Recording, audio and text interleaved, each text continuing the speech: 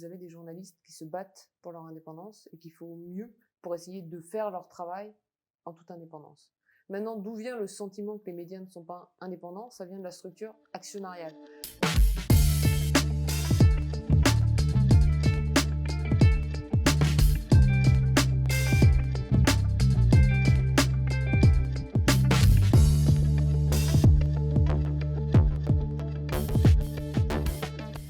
Bonjour Julia Cagé, Bonjour. économiste, professeur d'économie à Sciences Po Paris, où vous avez la gentillesse de me recevoir aujourd'hui. Vous avez publié plusieurs ouvrages, parmi lesquels je cite Le prix de la démocratie, Sauver les médias, l'information à tout prix. Vous travaillez, on l'a compris, en particulier sur l'économie des médias, et c'est une thématique qui nous intéresse beaucoup dans Médias dans l'arène. Je voudrais commencer cet entretien en évoquant la crise de confiance en fait envers les médias. On le sait aujourd'hui, la confiance dans les médias envers les journalistes n'a jamais été aussi faible. Parmi toutes les critiques qu'on entend, il y en a une qui revient, qui est celle consistant à dire que les médias, les journalistes ne sont pas indépendants. Moi, je voudrais votre sentiment là-dessus. Est-ce que c'est un sentiment que vous partagez et comment on peut l'expliquer? Ça dépend des médias, ça dépend des situations, ça dépend des pays. Dans la plupart des pays, dans la plupart des médias, vous avez des journalistes qui se battent pour leur indépendance et qu'il faut mieux pour essayer de faire leur travail en toute indépendance.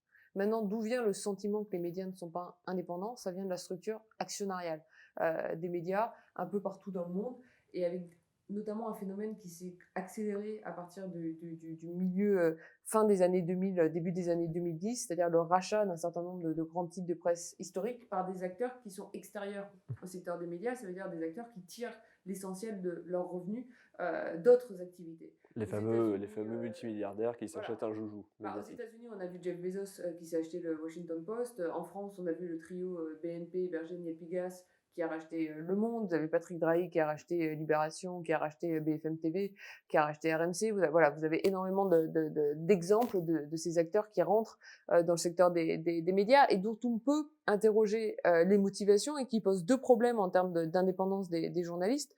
C'est d'une part potentiellement un problème de censure et d'autre part un problème d'autocensure. C'est-à-dire que si vous prenez aujourd'hui, exemple de l'actualité, le fait que Bloomberg se déclare candidat à l'élection présidentielle américaine, ça pose quand même un problème de traitement pour les journalistes des médias qui sont possédés par Bloomberg, Oui. puisqu'ils possèdent un conglomérat de médias. C'est-à-dire que même s'il n'y a pas de censure directe, en termes d'autocensure, ça pose un problème.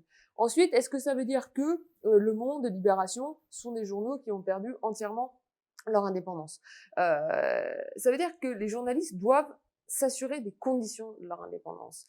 Ce qui s'est passé ces derniers mois au Monde, de ce point de vue-là, est extrêmement intéressant, puisque les journalistes du Monde, face à l'entrée, un peu en mode caché, hein, ça s'est pas fait en toute transparence, d'un nouvel actionnaire qui est Daniel Kretinsky, un milliardaire tchèque, ont obtenu une grande avancée pour le coup en termes de protection de l'indépendance, puisqu'ils ont obtenu un droit d'agrément, c'est-à-dire qu'ils auront un droit de regard dans le futur face à l'entrée de tout nouvel actionnaire. Vous avez des cas en France, et ça aussi, ça alimente la défiance, mais pour le coup, à raison, où ça s'est beaucoup moins bien passé. Un Vincent Bolloré a fait de la censure directement à Canal+, c'est-à-dire qu'il y a un certain nombre de documentaires d'investigation qui devaient être diffusés, dont il a interdit la diffusion, et puis à iTélé, il a fait de la casse sociale. Oui, la C'est-à-dire qu'il est fameuse grève. allé contre les journalistes d'ITélé qui se sont mis en grève, et finalement, il a fermé ITélé, ça s'est transformé en CNews. Donc là, on a vu pour le coup un combat pour l'indépendance de la part des journalistes qu'on peut vraiment applaudir, mais à l'arrivée, les journalistes ont quand même perdu, la plupart se sont retrouvés sur le carreau,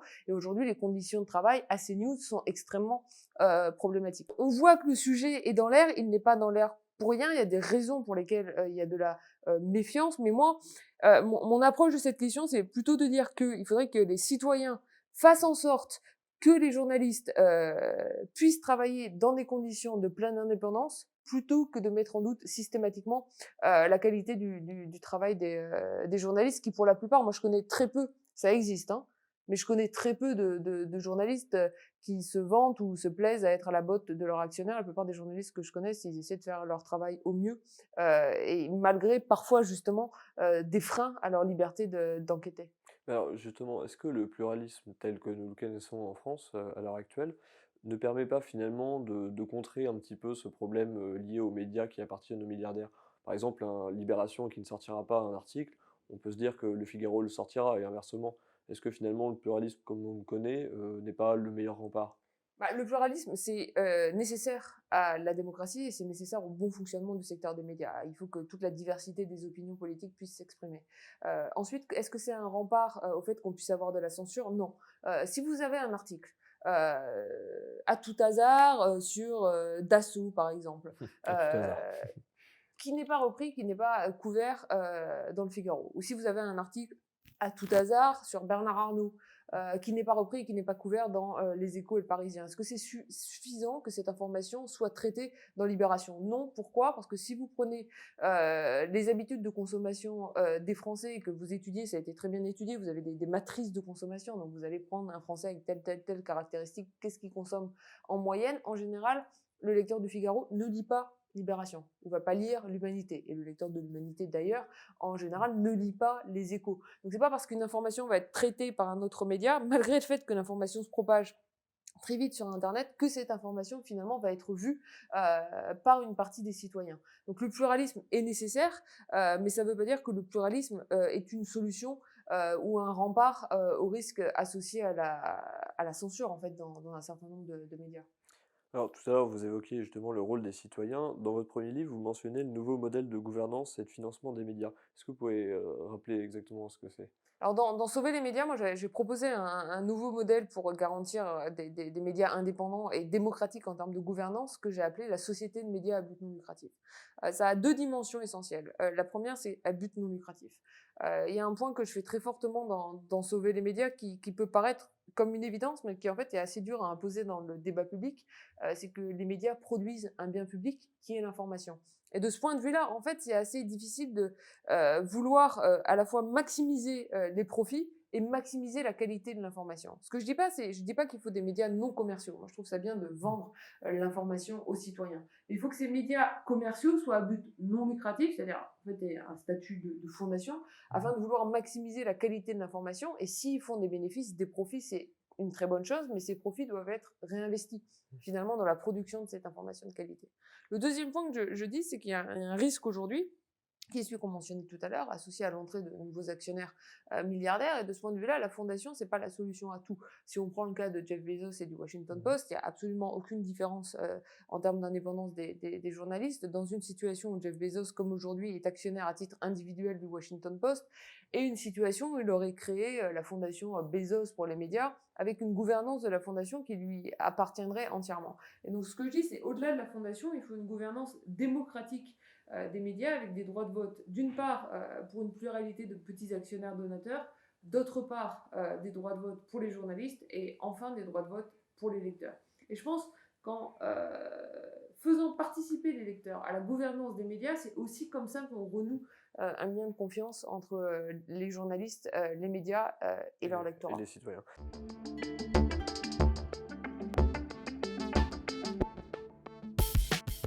Et les Mais alors citoyens. justement, sur le rôle des citoyens, spontanément, j'ai deux questions qui me viennent en tête. Le premier, c'est en participant à ce financement finalement, est-ce que les citoyens ont un droit de parole sur les sujets, sur le choix des sujets, le choix éditorial? Est-ce que ça, c'est, voilà, est-ce qu'il y a une responsabilité du citoyen là-dedans? Et surtout, est-ce que les citoyens ont réellement conscience aujourd'hui, vous pensez, du prix de l'information aussi?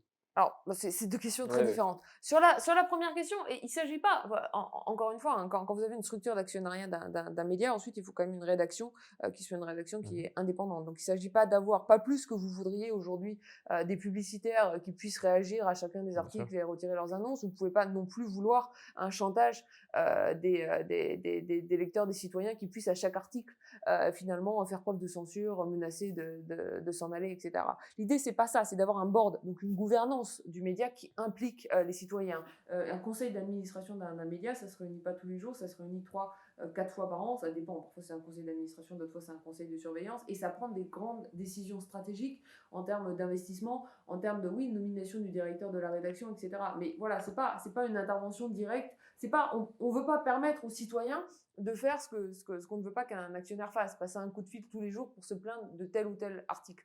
Mais par contre, en termes de gouvernance globale de l'ensemble, on veut les impliquer, et ça me paraît être quelque chose d'extrêmement important. Sur la deuxième question, qui était... C'était sur les pardon, c'était sur les citoyens, est-ce qu'ils ont réellement conscience du prix de l'information, Non. finalement? Et ça, c'est un problème. Si vous regardez aujourd'hui en moyenne, vous avez moins de 15% dans toutes les démocraties occidentales d'ailleurs, il y a un peu de variation, des citoyens qui paient chaque année pour l'information qu'ils consomment et qui sont prêts à payer pour l'information qu'ils consomment. Et là, je pense qu'il y a un énorme travail de pédagogie à faire D'éducation aux médias. et d'éducation aux médias à faire. Et en gros, l'équation, elle est pas très compliquée. L'information, elle a un prix. Et donc la problématique, c'est qui paie pour produire cette information. Il n'y a pas une infinité de choix. Soit ce sont les citoyens comme lecteurs directement. Et dans ce cas-là, ils paient en s'abonnant, en achetant en kiosque. Bon. Le problème, c'est qu'en moyenne, vous avez moins d'un Français sur 6 qui est prêt à le faire aujourd'hui. Et je pense qu'il faut les reconvaincre de payer pour cette information. Et j'y reviendrai, il y a une responsabilité des médias. Hein. Je veux dire, les citoyens n'ont pas non plus conscience du prix parce qu'on leur a donné à consommer l'information gratuitement pendant des années. Mais bon, vous pouvez payer comme lecteur. 2, vous pouvez payer comme temps de cerveau disponible à travers la publicité. Ça me paraît pas être la meilleure source de financement. Il se trouve que de toute façon, d'une part, les revenus publicitaires pour les médias s'effondrent, c'est capturé par les GAFA, donc c'est en train de disparaître. D'autre part, les citoyens ont de plus en plus tendance à utiliser des bloqueurs de publicité en ligne. Donc, en fait, ils refusent finalement d'être utilisés comme temps de cerveau disponible. On va pas s'en plaindre, ça me paraît pas être la meilleure source de financement. 3, vous pouvez payer indirectement comme citoyen à travers vos impôts. C'est comme ça qu'est financé le service public, ce qui me semble être une très bonne chose, et c'est comme ça que sont financés indirectement en partie les médias privés à travers les aides à la presse. Et le problème, c'est que ce système-là, il est aussi attaqué.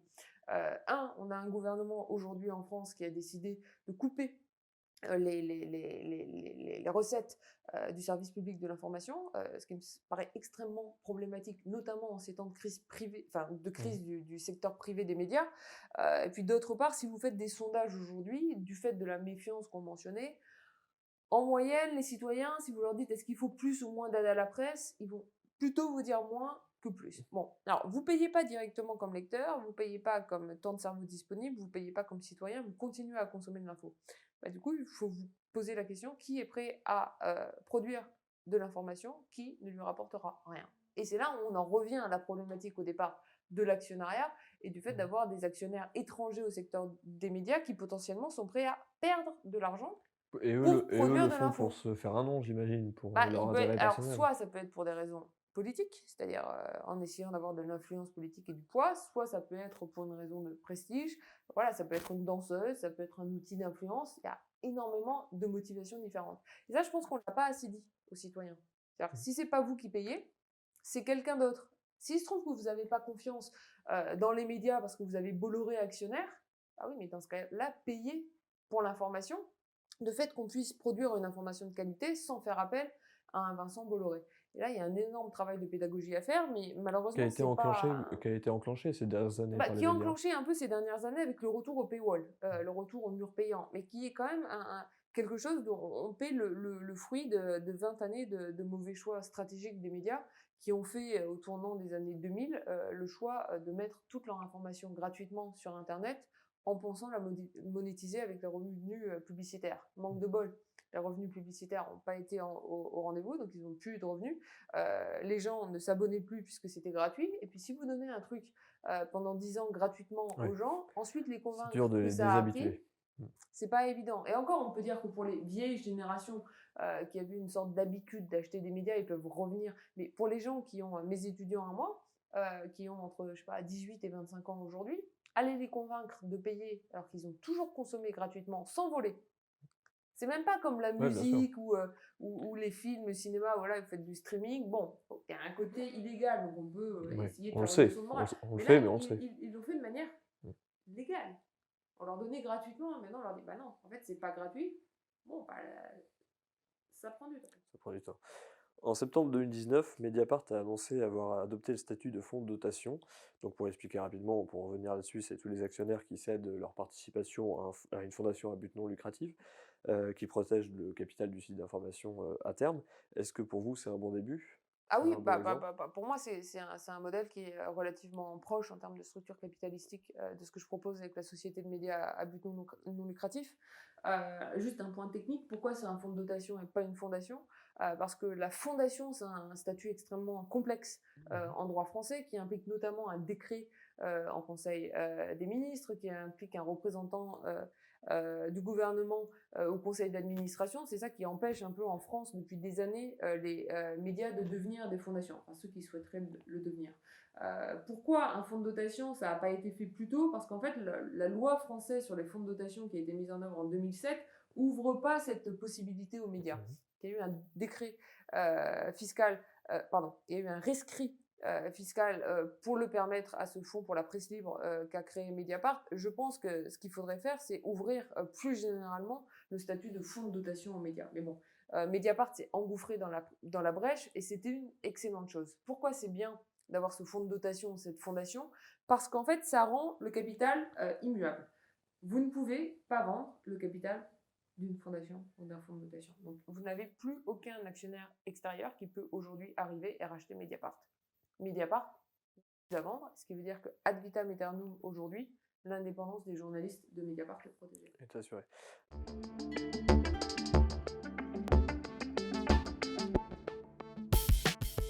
Justement, pour répondre à la crise médiatique, ces dernières années, on a vu se développer pas mal de plateformes de médias alternatifs, indépendants, même des médias audiovisuels, je pense à Le Média. Est-ce qu'il n'y a pas un risque aussi pour le public de se regrouper finalement avec des gens qui pensent que comme eux, de ne pas avoir des débats contradictoires? Est-ce qu'il n'y a pas ce risque-là, avec des médias indépendants, que chacun remplisse sa case finalement? Oh, vous aviez ça sur le papier. Je veux dire, bon, c'est pas exactement pareil. Je ne veux pas dire que les lecteurs du média sont forcément, enfin, ceux qui vont regarder le média en ligne sont forcément les lecteurs de l'humanité, mais il y a quand même certaines chances ou un certain lien, alors que les gens qui vont regarder la chaîne télé du Figaro sont plutôt les lecteurs du Figaro. C'est-à-dire qu'en fait, oui, il y a cette, enfin, on va poser le débat en termes scientifiques. Il y a une problématique aujourd'hui qui est posée avec Internet, qui est la problématique de la bulle de filtre, de la polarisation à l'extrême de la consommation médiatique sur Internet. Ça a été, tous ces thèmes de la bulle de filtre, ça a été énormément développé par quelqu'un comme Eli Pariser aux États-Unis. Ça a été repris notamment par Dominique Cardon en France.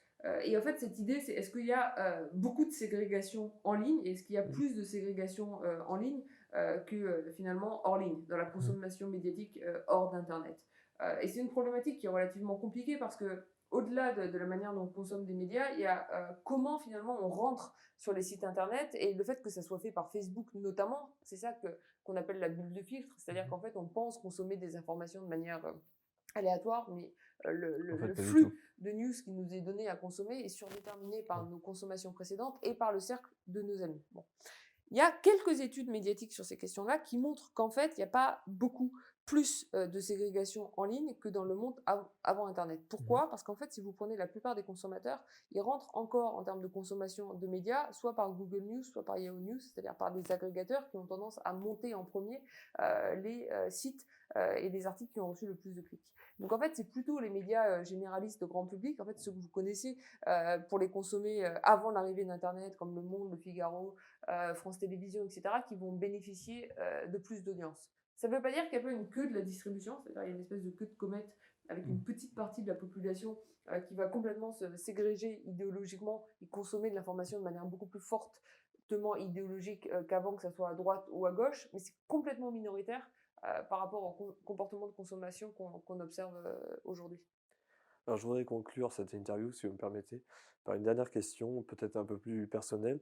Aujourd'hui, on sait que les médias, c'est compliqué, la presse papier, c'est compliqué. Est-ce que vous restez quand même optimiste sur la situation économique des médias? Est-ce qu'il y a des raisons de l'être? Oui, il y a pas mal de raisons de l'être. Enfin, déjà, moi, personnellement, je suis une grande optimiste. Très bien. Non, mais c'est pour ça, en fait, sauver les médias, j'ai appelé sauver les médias. Souvent, les gens appellent ça la fin de la presse, la mort du papier, etc. Bon, ça témoigne d'un certain Oui, biais. un contre-pied, sauver les médias. Pourquoi je suis optimiste? Je pense aujourd'hui que vous avez un certain nombre de titres historiques qui malheureusement vont disparaître et je pense que après la crise qui a eu lieu autour des années 2010, vous avez des titres qui ne vont pas survivre. D'ailleurs, il y a un certain nombre de titres qui ont déjà disparu. Maintenant, si je prends aux États-Unis le New York Times, le Washington Post, au Royaume-Uni le Guardian, en France Le Monde, le Figaro, et également des marques d'ailleurs plus récentes, Mediapart. Vous avez un certain nombre d'acteurs qui ont réussi à s'imposer, qui ont réussi leur tournant, leur virage du mur payant. c'est-à-dire à reconvaincre une partie de la population de s'abonner, qui re-recrute. Là où vous avez des médias qui ont énormément licencié de journalistes, si vous regardez Le Monde au cours des dernières années, ils ont plutôt augmenté la taille de leur rédaction. Si vous regardez Mediapart, bon, ils partaient de rien, mais ils ont recruté massivement. Vous n'avez pas une rédaction de la taille du Monde, mais quand même, ça a pris de l'ampleur. Et ils ont des recettes publicitaires qui déclinent, mais ils gagnent suffisamment finalement en termes d'abonnés pour compenser ce déclin des recettes publicitaires. Donc malheureusement, et c'est, disons que ce qui me rend triste, c'est que si vous regardez aujourd'hui la taille des rédactions agrégées, le nombre total de journalistes qui travaillent au Royaume-Uni, en Allemagne, aux États-Unis, en France, on est aujourd'hui à des nombres qui sont inférieurs au nombre de 2010. Dans le court terme, je pense qu'on ne reviendra pas en arrière pour compenser cette perte. Et cette perte-là, malheureusement, c'est quelque chose qui est dommageable pour la démocratie. Mais en termes de survie d'un certain nombre de titres, je pense qu'il y a, voilà, il y a des titres forts qui sont sortis de la crise, des historiques, des nouveaux qui ont émergé, comme Mediapart en France. Et ça me rend quand même optimiste. Ce qui me rend aussi optimiste, c'est que ces titres-là, ils réémergent aujourd'hui avec des conditions d'indépendance d'une part. Je pense au droit d'agrément au Monde et à la réflexion entamée sur la Fondation. Je pense au fonds de notation à Mediapart et il y a d'autres exemples, avec des conditions d'indépendance plus fortes que par le passé, et également finalement avec un modèle économique mieux adapté que par le passé, avec notamment le fait qu'ils dépendent moins de la publicité qu'il y a encore 10 ou 15 ans. Donc voilà, le paysage médiatique dans son ensemble, malheureusement, on a perdu des journalistes par de la population qui travaille dans le journalisme, mais ça je suis pas sûre qu'on va le reconquérir rapidement. Mais pour le futur d'un certain nombre de titres, je suis quand même relativement optimiste. Là où je suis moins optimiste, mais ça c'est vraiment le cas français, c'est ce qui se passe aujourd'hui pour l'audiovisuel public, parce que vous avez un audiovisuel public qui fait du travail de qualité. Je pense notamment aujourd'hui à Et Radio qui France. connaît de très bonnes audiences.